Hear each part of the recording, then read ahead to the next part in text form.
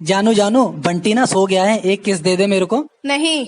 अरे हीरो का हार दिलवा दूंगा, एक किस दे देना। नहीं चाहिए। अरे नई कार दिलवा दूंगा, एक किस दे दे मेरी जान। नहीं चाहिए। पापा मेरी ले लो, एक साइकिल ही दिलवा देना।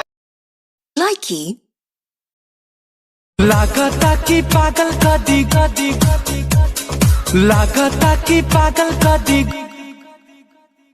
गोरी तो हर प्यार, गोरी तो हर प्यार, गोरी लाइकी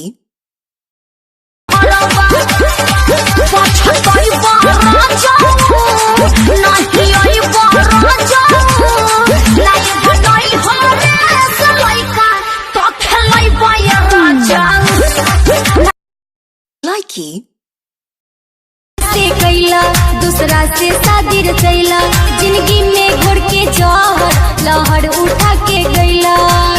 याद कर जहिया कुंवार रहला, याद कर जहिया कु लाइकी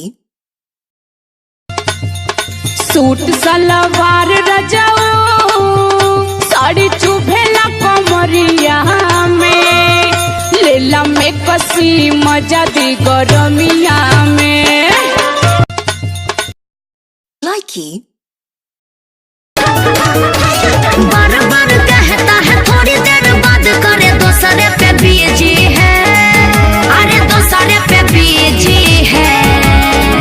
पगली तोज चाहो जे सहेली है, का हुआ? पगली तोज चाहो जे सहेली है, क्या? पहरा पहरी फोन।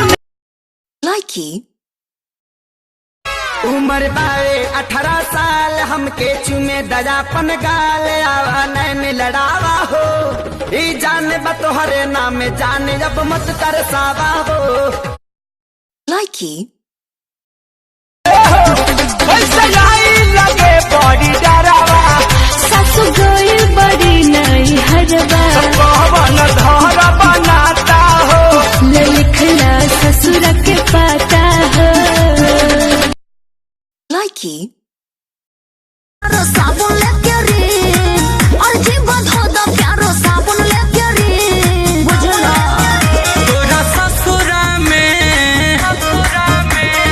ससुरा में जाके हम किनबौ जमीन।